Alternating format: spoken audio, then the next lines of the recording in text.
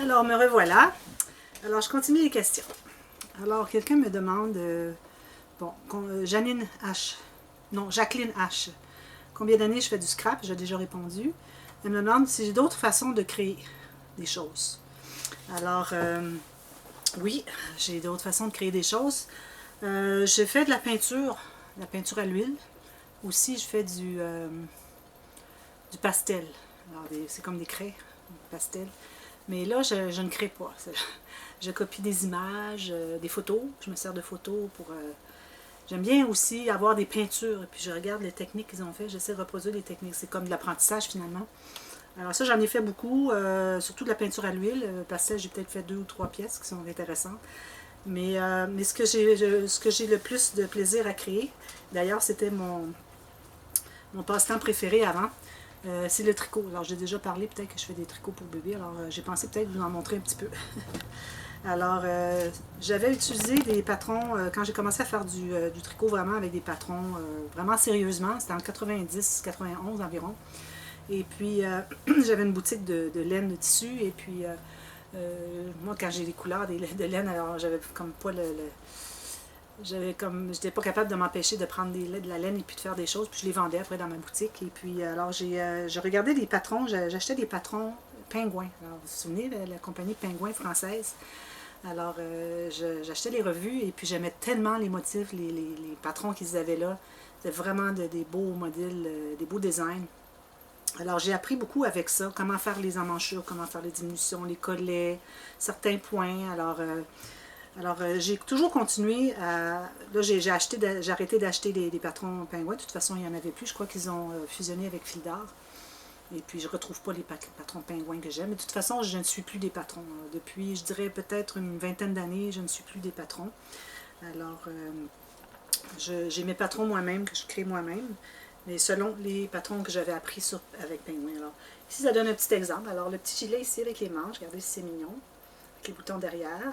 Des petites fleurs faites au crochet. Et puis il y a la petite culotte qui va avec. Et puis aussi le petit bandeau pour mettre autour de la tête. Alors ça, c'est une de mes créations. Ensuite, j'ai ceux-ci que je fais beaucoup des manches longues. Alors ça, c'est... Je fais aussi des vestes, pas de manches, avec un gilet derrière, dessous, qui est avec les manches longues.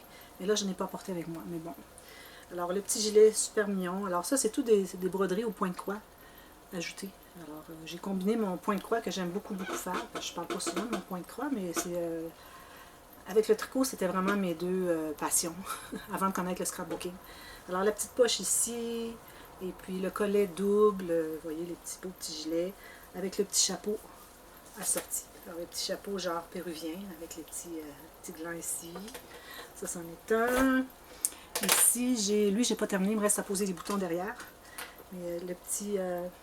petite tunique pour bébé. Alors là, ici, ce que j'ai fait, c'est que j'achète des appliqués que j'aime. Ensuite, je vais chercher les couleurs des appliqués de laine parce qu'on a beaucoup de choix de couleurs de laine, plus qu'on a de choix d'appliqués, que ça convienne quand il y a plusieurs couleurs. Alors, je choisis les couleurs qui vont, puis là, je fais mes tricots. Celui-ci, je ne sais pas si vous pouvez voir, il y a un motif, ça, j'avais appris ça avec Penguin aussi, un petit motif de feuilles, je ne sais pas si vous voyez, des petites feuilles, c'est des ajourés. Puis celui-là aussi, il y a la petite culotte, avec le même ajouré ici, avec le petit bandeau. Il me reste à mettre un bouton au centre ici. Ça, c'en est un autre. Je vous en montre un dernier. Alors, encore là, gilet qui boutonne. Alors, j'ai attaché un bouton, mais bon, comme ceci. Encore tout point de croix. On va avoir des flocons de neige avec la petite poche ici. Et les flocons de neige derrière. Tout fait au point de croix, avec le petit chapeau assorti, comme ceci. Alors, c'est ça. C'est ce que je fais. Alors, j'en fais beaucoup, beaucoup de ça. C'est très populaire. J'en vends beaucoup. Quand je diminue un peu ma réserve, de là, j'en fais d'autres. Puis, j'en vends beaucoup dans les petites ventes d'artisanat ici, où j'habite. Alors, ça, c'était une question de Jacqueline H. Elle me demande aussi si je profite du moment présent. Alors, ça, c'est quelque chose qui m'est très à cœur. Je suis contente que la question ait été posée parce que c'est quelque chose, ça aussi, qui est très important dans la vie. C'est de profiter des beaux moments. Alors, profitez vraiment de se concentrer, dire, bon, là, c'est ça aujourd'hui, telle chose, j'ai beaucoup de bonheur avec ça. Alors, je m'imprègne de ça et j'en profite beaucoup, beaucoup. Comme un mariage. Alors, je me souviens, moi, j'avais une amie qui s'était mariée avant moi. Elle avait dit, quand tu vas te marier, elle dit, tu devrais vraiment te concentrer, essayer de de tout voir, d'essayer de te souvenir de tout ce que tu vois. Elle dit, moi, j'étais tellement excitée, je me souviens pas beaucoup de mon mariage. Alors, je dis, ah bon, c'est bon à savoir. Et puis, alors quand j'ai eu mon mariage, j'ai profité de tout. Puis bon.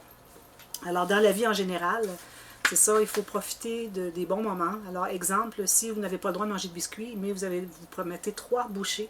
Alors, les 3 bouchées que vous allez manger, si vous les dégustez, vous concentrez, quitte à fermer les yeux, puis vous les dégustez, après les 3 bouchées, vous allez avoir eu l'impression d'avoir mangé 3 biscuits complets, parce que vous les avez vraiment, vraiment dégustés. Alors, c'est dans la vie, c'est ça. C'est ça qu'il faut faire tout le temps. Quand on a des bons moments, il faut vraiment oublier le reste, penser juste à ça, s'imprégner, et puis essayer d'absorber tout ça, puis que le bonheur il soit encore multiplié de plus en plus du fait qu'on en profite plus. Alors ça, profiter du moment présent, c'est quelque chose que je recommande à tout le monde. J'avais une amie qui m'avait dit ça aussi, que elle avait lu un livre de psychologie qui avait dit « Profiter du moment présent ». Je dis « Ah oui, oui, c'est important ça ». Alors, depuis ce temps-là, c'est dans ma philosophie de vie de profiter du moment présent tout le temps.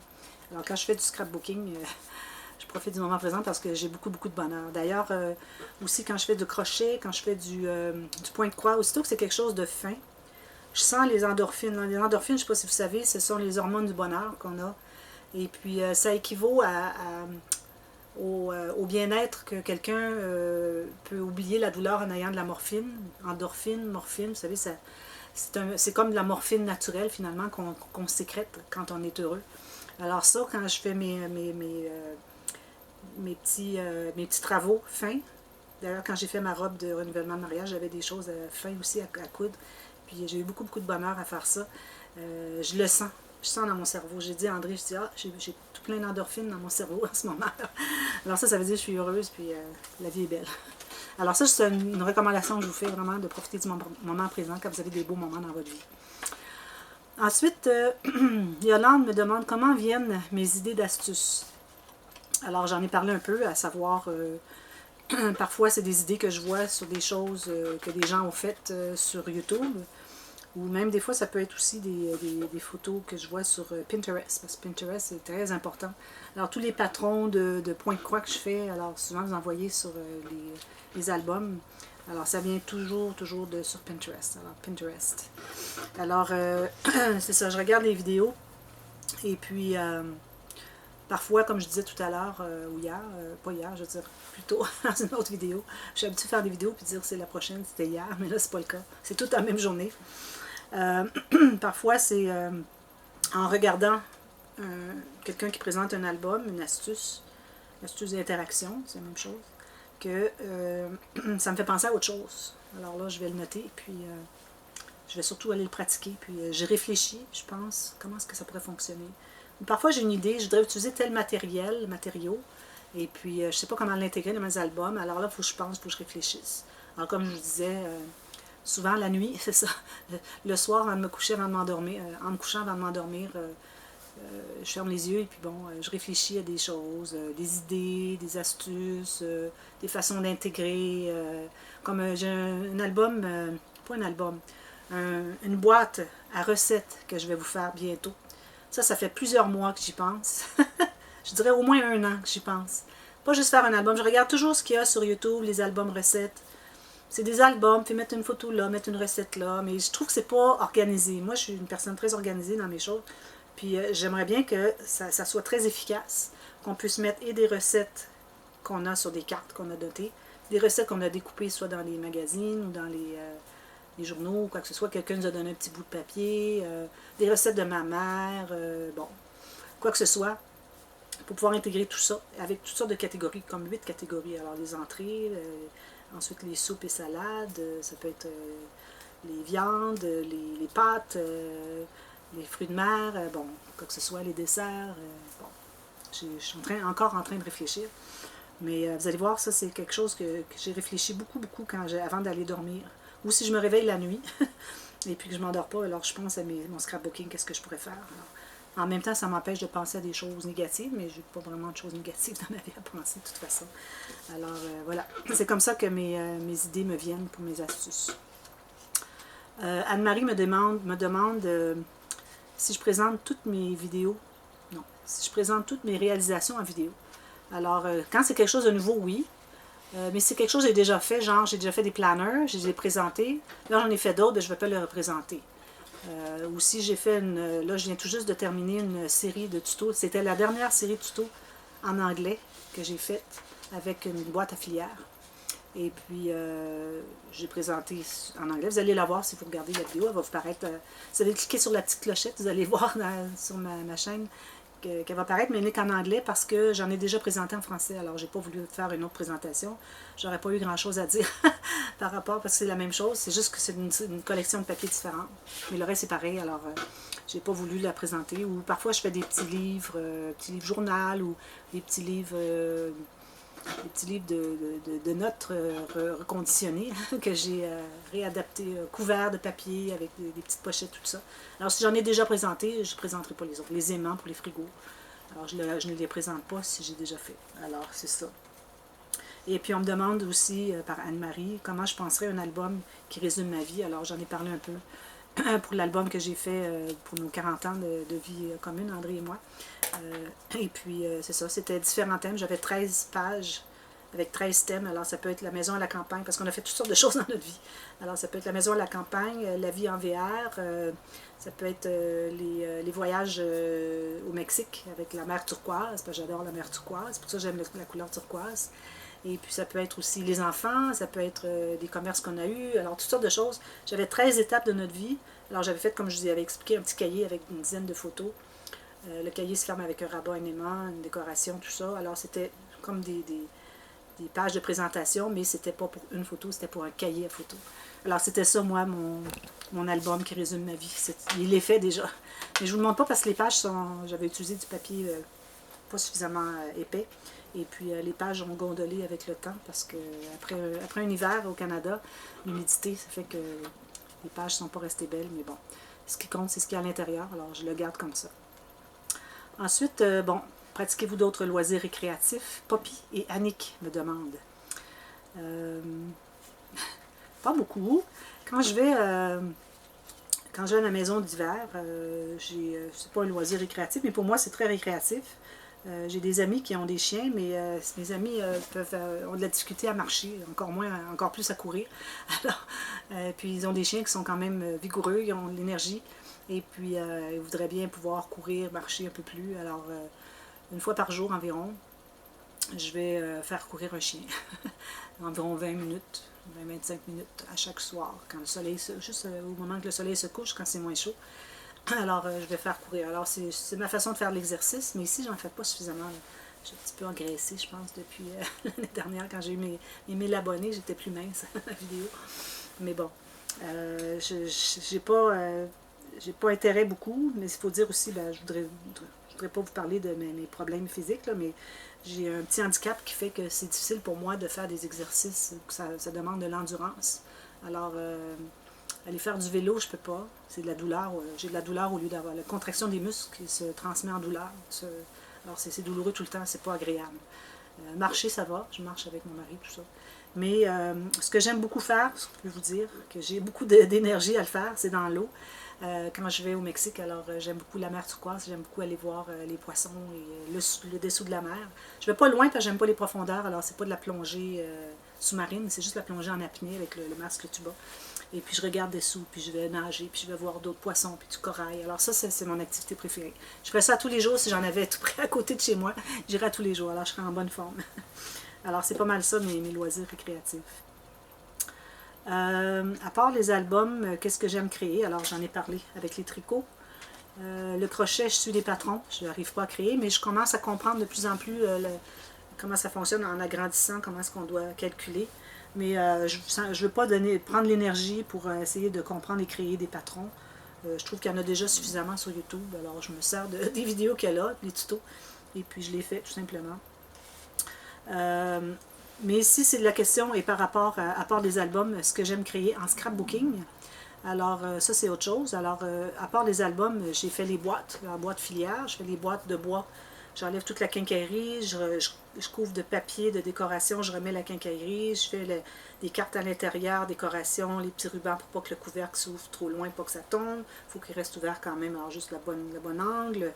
J'ai fait aussi la boîte avec des cartes, j'ai fait ça l'été dernier, et puis là je suis en train de faire une série de tutos, vous allez peut-être la voir cet automne. Alors des cartes interactives dans une boîte, c'est différent de celles que j'avais faites l'été dernier. À part ça, je fais des planners, toutes sortes de choses. Alors, j'essaie de trouver des idées pour autre chose. Pour ça, je vais faire la boîte à recettes aussi. J'ai fait le panier arrangement, le panier à photos. Alors, c'est toutes des petites choses qui ne sont pas nécessairement des albums. Alors, mais bon, ces albums, c'est ce qui est le plus populaire. Alors, c'est pour ça que j'en fais plus. Je vais regarder combien est-ce qu'il me reste de temps à la caméra. Il me reste encore un gros 10 minutes. Bon, ici, j'ai une question de Valérie.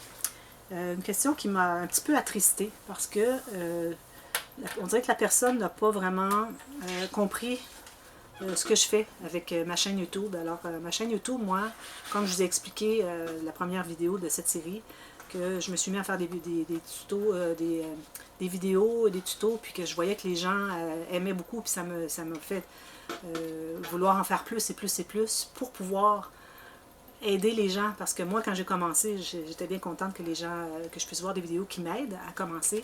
Et puis là, avoir la réponse des gens. Et alors là, moi, je fais plus de vidéos parce que là, il y a des gens qui demandent des choses, qui apprécient, ils disent grâce à vous, j'ai fait mes premiers albums, merci beaucoup, tout plein d'émojis. J'aime beaucoup, beaucoup vos messages. Je les lis toutes, hein, tous. Et puis, elle me demande si j'essaie de me faire connaître auprès des gens par mes vidéos, pour pouvoir vendre mes albums. Alors, c'est pas du tout la raison. Si j'en vends quelques-uns, tant mieux. Ou si j'ai des commandes de quelques-uns, tant mieux, parce que ça me permet de payer un peu de matériel et pour faire l'album en question. Et peut-être, vu que le travail, ça se paye aussi un peu, les heures mises dans un projet. Alors, ça paye un peu de mon matériel pour faire d'autres choses. Je devrais voir tout ce que j'ai. Alors, je vends pas tout ça, moi, là. J'essaie d'en vendre un peu parce que je veux les éliminer, mais le but, c'est pas ça. Là. Le but, c'est vraiment parce que j'aime faire ça. Je suis complètement accro à faire le scrapbooking. Et puis, je fais profiter les gens. Tant qu'à le faire pour moi-même, je fais les vidéos, j'en fais profiter à tout le monde. Mais c'est pas la raison d'être de faire les vidéos que pour vendre mes albums. Alors, c'est pas ça du tout, du tout, du tout.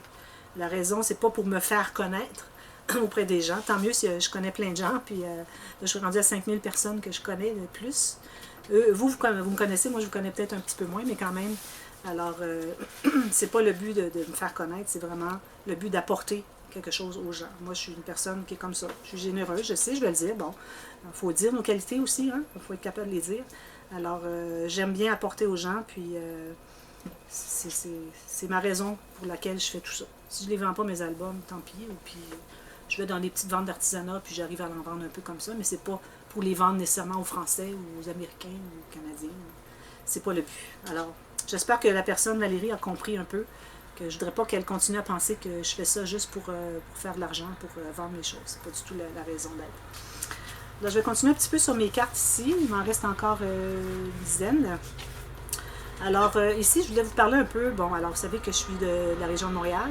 Il y a un train qui s'en va. Je crois que c'est pas si pire. Alors, parfois, je vais utiliser des termes, des expressions québécoises. Mais j'ai essayé de me faire comprendre. C'est la raison pour laquelle j'essaie d'utiliser les termes plus français. Alors, parfois, vous allez entendre des termes québécois comme, d'ailleurs, vidéo. Alors, le mot vidéo, au Québec, c'est masculin. On a toujours dit un vidéo. Mais j'ai réalisé en regardant les vidéos des Françaises qu'ils disaient tout le temps une vidéo. J'ai été vérifier sur le dictionnaire, puis j'ai vu que c'était vraiment féminin. Puis là, j'en parle à d'autres, je dis « Ah, c'est féminin, je savais pas. » Non, c'est ça. C'est les Françaises qui m'ont appris du bon français. Alors, j'essaie d'utiliser ces mots. D'ailleurs, le mot « mater », au début, j'hésitais à l'utiliser parce que ça vient de « matting » en anglais. Mais je regardais au dictionnaire. Alors, je vais souvent fouiller dans mon dictionnaire pour voir si les termes sont appropriés à ce que je veux dire. Et puis, c'est correct. Mater, c'est d'appliquer quelque chose sur quelque chose qui est texturé peut-être, ou une finition par-dessus une surface. Alors bon, il faut garder la définition correcte. Mais c'est ça. Souvent, j'ai des mots québécois. Parfois, je m'échappe un peu. Je m'en vais. Je vais dire. Oui, je m'en vais. J'allais dire quelque chose, mais finalement, il faut que je dise « je vais dire » au lieu de dire « je m'en vais dire ». je vais commencer à dire quelque chose, puis là, je vais m'interrompre, puis je vais me reprendre rapidement. Parfois, j'ai le temps de dire une syllabe ou deux, puis je me reprends rapidement pour utiliser le bon terme plus français. D'ailleurs, quelqu'un qui me demandait à quel endroit j'ai appris mon beau français, parler correctement le français. Ben, c'est au Québec. D'ailleurs, bon, au Québec, on n'utilise peut-être pas toujours le bon français correct, mais on écoute beaucoup la télé. Ben, quand j'écoutais la télé, je l'écoute moins maintenant. Et puis, beaucoup de traductions d'émissions américaines sont faites en France plutôt qu'au Québec. Alors, on apprend les termes, finalement. On est plongé dans le français de France aussi. Alors, si on veut utiliser les bons termes, on les a appris, finalement. C'est juste qu'il faut les utiliser pour les garder en mémoire et puis que ça devienne automatique. Alors, j'ai appris quand même. J'essaie de faire des gros efforts pour parler le plus clairement possible avec un bon français, pas trop québécois. C'est pas, je veux pas dénigrer le québécois, pas de là, pas du tout, du tout.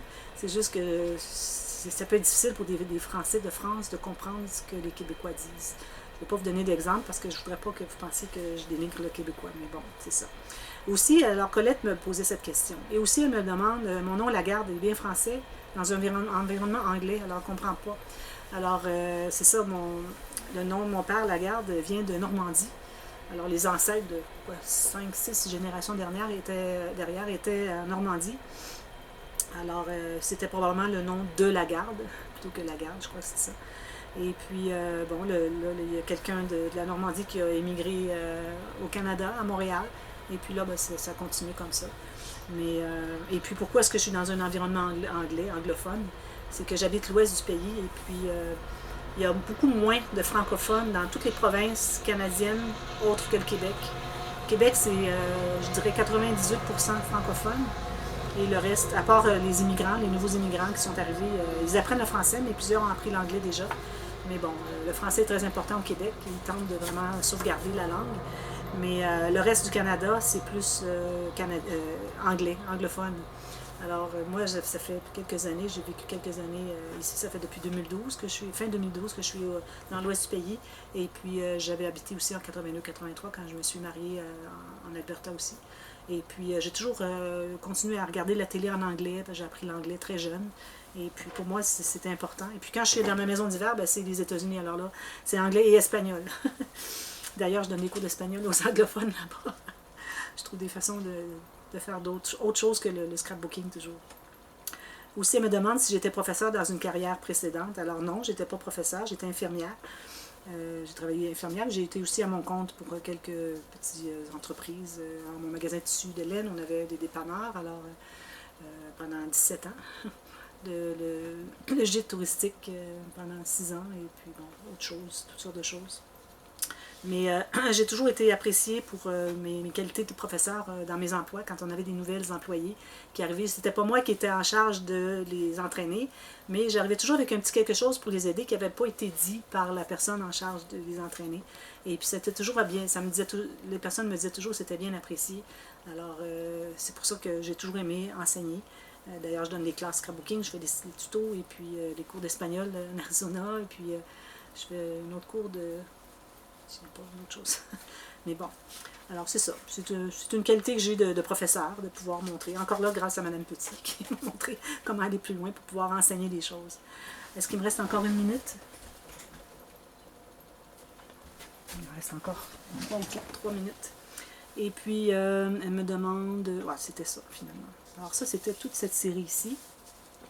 Alors, je vais vous revenir après avec... on parle de ma maison d'été, ma maison d'hiver. Est-ce que le scrapbooking est mon métier? Est-ce que j'arrive à vivre de ma passion? Est-ce que je travaille à l'extérieur? Comment je calcule le prix de mes albums? Alors, on parle de mes enfants. Je vais vous parler de mes enfants.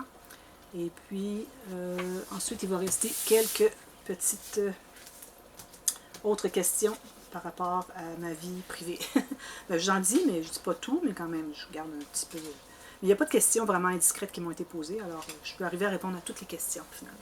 Alors, je vous reviens, et puis ça va être la dernière. Alors, ça va faire un total de 4. C'est bien. 4? 4? Oui, c'est ça. Alors, je vous reviens bientôt. Restez là. À tout de suite. Merci.